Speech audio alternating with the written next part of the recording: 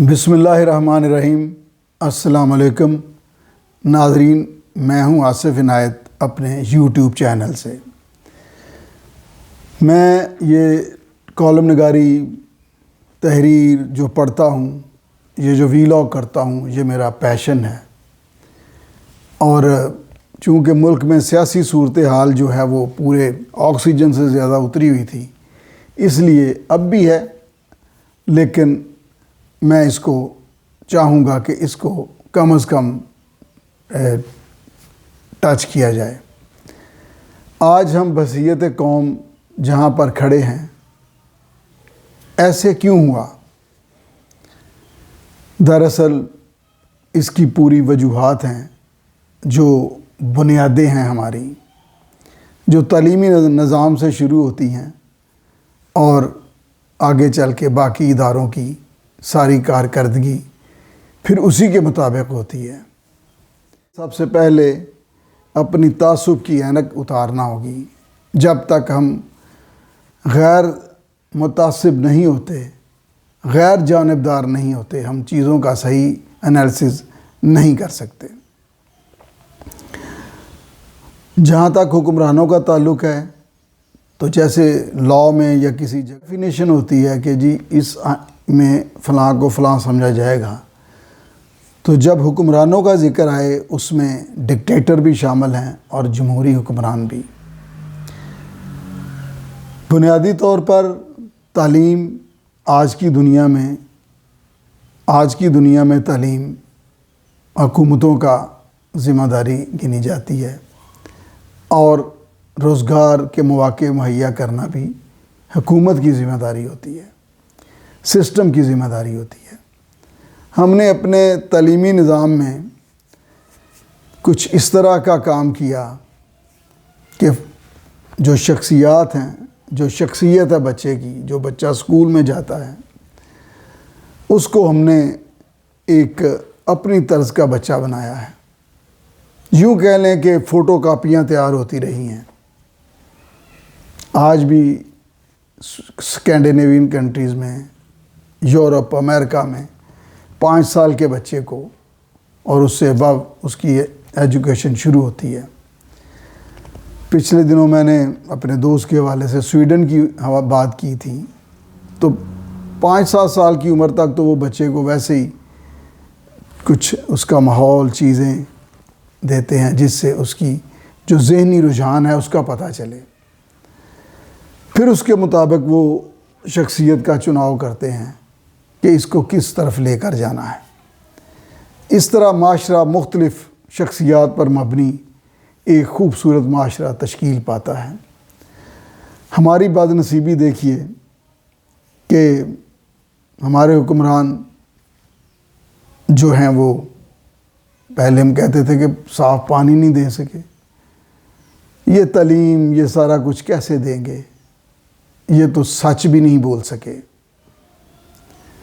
اب ملک میں جو اس وقت انفارمیشن ہے وہ یہ ہے کہ 64% سے زائد آبادی جوانوں کی ہے، اور اس میں 30 سال کی عمر کے لوگ زیادہ شامل ہیں، اور ان میں 31% سے زیادہ بے روزگار ہیں۔ اب جو نظام دیا گیا، جس کے تحت تعلیم دی گئی، اس میں 3 محاورے یاد رکھیے گا جو ہمارے معاشرے کی عکاسی کرتے ہیں۔ ڈنڈا پیرے وگڑیاں تگڑیاں دا، قبضہ سچا دعویٰ جھوٹا، ٹھیک ہے، یعنی کہ قبضہ سچا دعویٰ جھوٹا۔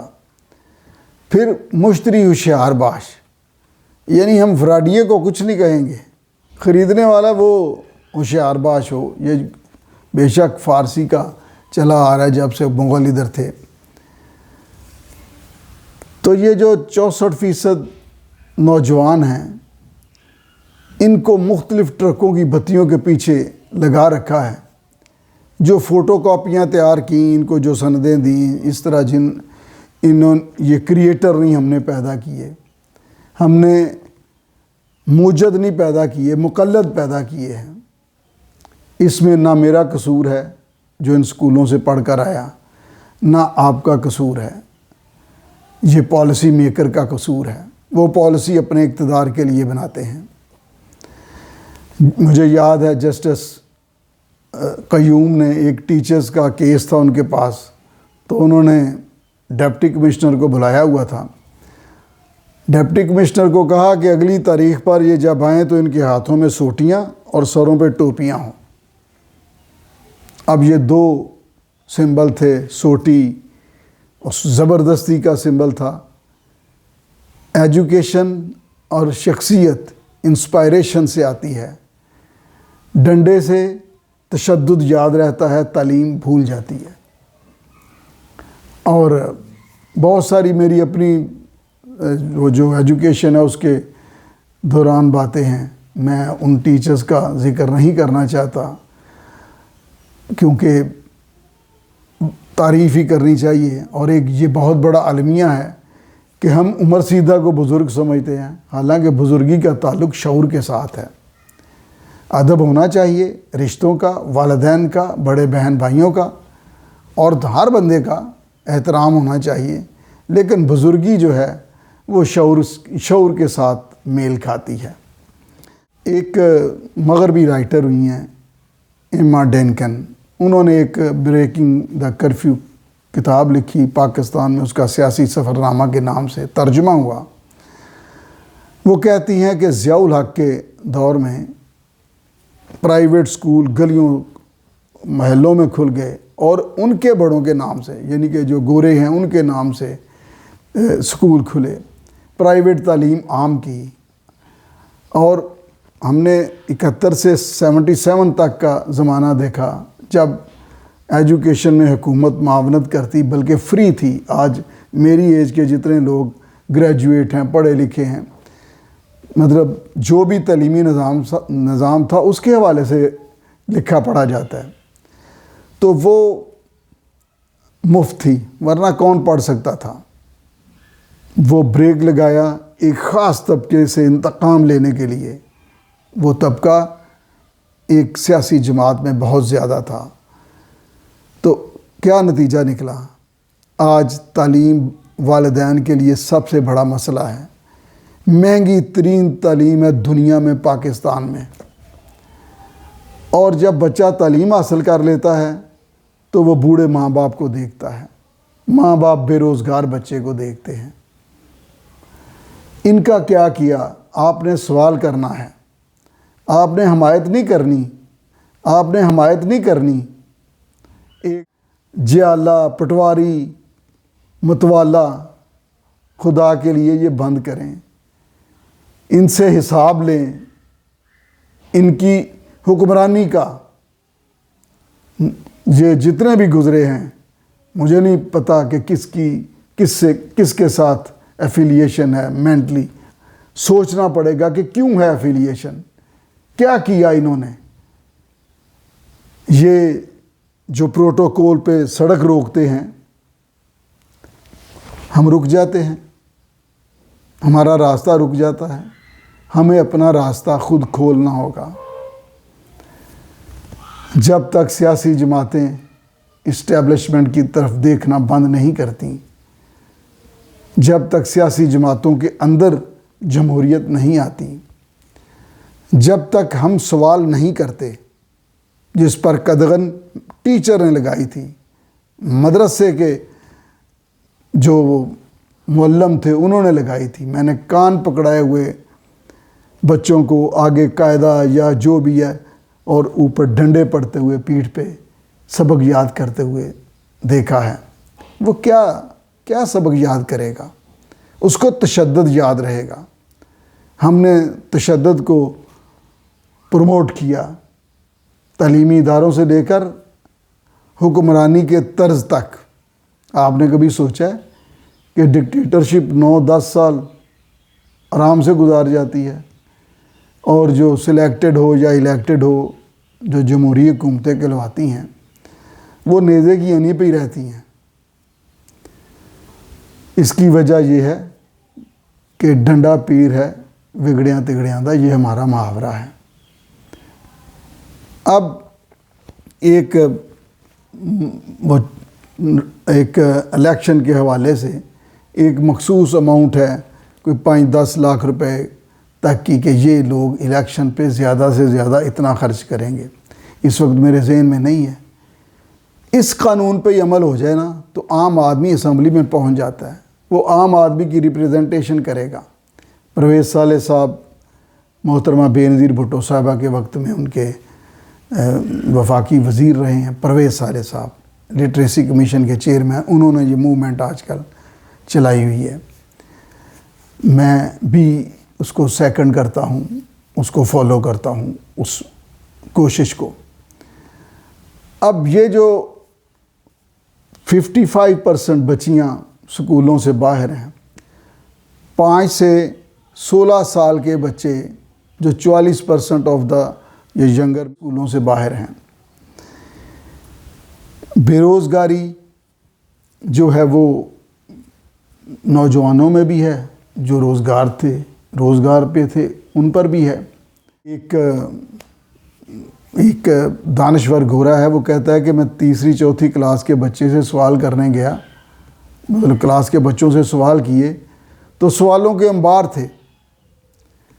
7ویں-8ویں کلاس کے بچوں سے جب سوال کیا تو سوال بہت کم تھے، تھا کہ ان کو پتہ چل چکا تھا، وہ کوئی عالم فاضل بن چکے تھے، نہیں، ان میں سوال کی ہمت ختم کر دی گئی تھی، وہ سوال نہیں کر سکتے تھے۔ خاندان میں سوال نہیں کیا جا سکتا، فلانے بزرگ نے کہہ دیا سوال نہیں ہو سکتا۔ ہم شیکسپیئر کا حوالہ دے دیتے ہیں، وہ گوروں کی عصبیت سے واقف تھا، وارث شاہ کو ہم کسی دوسری زبان میں ان کا ٹرانسلیشن کر کے نہیں بتا سکے، جو اس دھرتی کا انسائکلوپیڈیا ہے۔ ان کے علاوہ میاں محمد بخش ہیں، بابا بلے شاہ ہیں، شاہ عبد اللطیف بھٹائی ہیں، ان میں صوفیزم بھی ہے، وزڈم بھی ہے، اور یاد رکھیے کہ وزڈم ہر زمین کی اپنی وزڈم ہوتی ہے، اس کے مطابق سوسائٹی آگے چلتی ہے، اور جب یہ دنیا گلوبل ولیج بن گئی تو پھر انٹرنیشنل مقابلہ ہوتا ہے، اس میں اجلاس ہوتے چلے جائیں گے، اور ٹیکنالوجی کا ہے۔ لیکن جن بچوں کو ہم جو سلیبس دے کر فوٹو کاپیوں کی صورت میں پیدا کر چکے ہیں، جو بوڑھا باپ اپنے بیٹے کی طرف دیکھتا ہے، جو نوجوان بچہ یا بیٹی اپنے والدین کی طرف دیکھتی ہے، کون جواب دے گا اس کا؟ کون جواب دے گا؟ یہ پالیسی میکر جو ہیں ان کی حمایت نہ کریں، ان سے آپ اپنا حساب لیں، ان کے ہوٹر، ان کی گاڑیاں سڑک روکیں، ان سے جواب طلب کریں۔ یہ ہے جو آج کا دور ہے، جہاں آج ہم پھر رہے ہیں، ہم صرف حمایتی اور ریوڑ رہ گئے ہیں،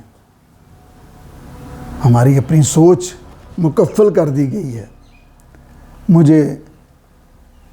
میں حلفاً کہتا ہوں کہ نوجوانوں کو دیکھ کر بہت دکھ ہوتا ہے، انہوں نے ہر ایک پر امید لگائی، انہوں نے بڑی کوشش کی، اب یہ تھک چکے ہیں، یہ جوانی میں تھک چکے ہیں۔ ڈپریشن، انگزائٹی ڈس آرڈر یہ لڑکیوں میں ہونا شروع ہو گیا ہے، اس کا کون علاج کرے گا؟ ایک امریکن صحافی سے میری ملاقات ہوئی تو میں نے کہا کہ آپ کا ملک جو ہے وہ تو بڑا زبردست ڈسپلنڈ ہے اور یہ ہے۔ اس نے کہا کہ امریکی بڑے بدماش ہیں۔ آپ کیا سمجھتے ہیں کہ یہ جو جہاں پھرتے ہیں یہ زیادہ کوئی ہیں؟ کچھ ان کو قانون میں باندھ رکھا ہے، اور ہمارے ہاں ہم نے سلیبس میں واریر پڑھے، انویڈرز پڑھے۔ چلیں بصیرت قوم اگر مسلمان ہم دیکھیں تو کتنے بچوں نے مسلمان دانشوروں، سائنسدانوں کا ہم تک علم پہنچا، جن میں ابو نصر الفارابی، البطانی، ابن سینا، ابن رشد، محمد بن موسیٰ الخوارزمی، عمر خیام، ابن رشد، ثابت بن قرہ، ابو بکر الرازی، جابر بن حیان، ابن اسحاق الکندی، ابن الحیم، ابن زہر، ابن خلدون، ابن البطیر، بہت لمبی یہ لسٹ ہے، لیکن کوئی ان سے واقف نہیں۔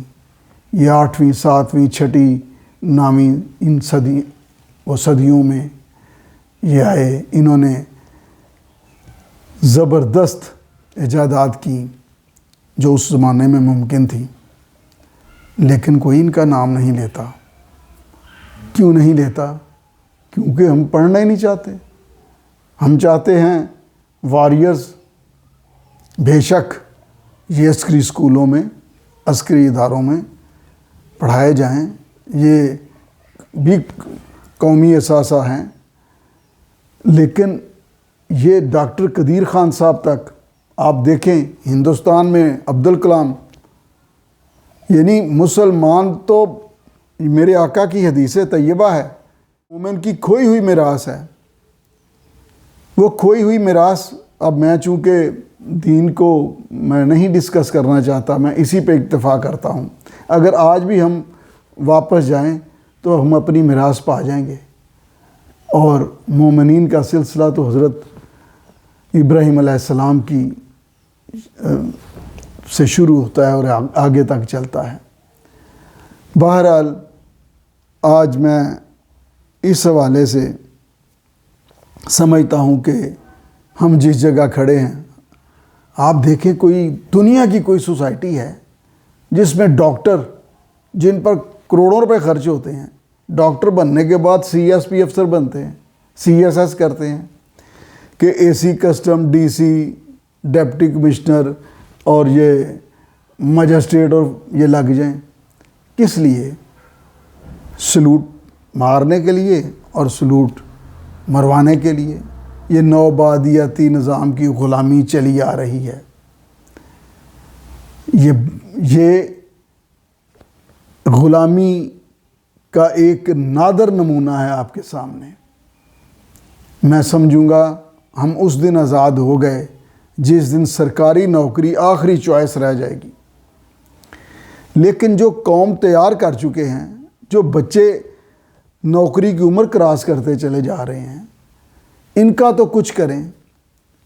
بہت گالیاں دیتے ہیں مغرب کو، بہت گالیاں دیتے ہیں، اور مطلب یہ بات چلی جائے گی کہ ہم کوئی غلام ہیں۔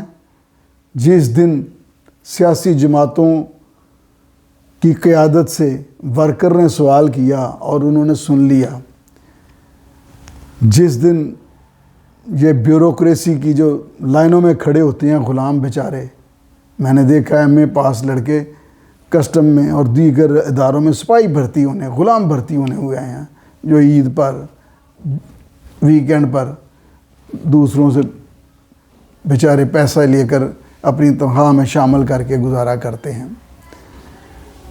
میں سمجھوں گا اس دن ہم آزاد ہوئے ہیں جس دن ہمارا اپنا پن، وہ جو ہے نا کہ مجھے یہ جو ریزہ کام تھے مجھے کھا گئے، تو پھر شخصیت اسی طرح ہی بندے دنیا میں آئے نہ آئے ایک برابر ہیں، کیونکہ شخصیت کا اظہار ہو ہی نہیں پاتا۔ بڑے عہدوں پر چھوٹے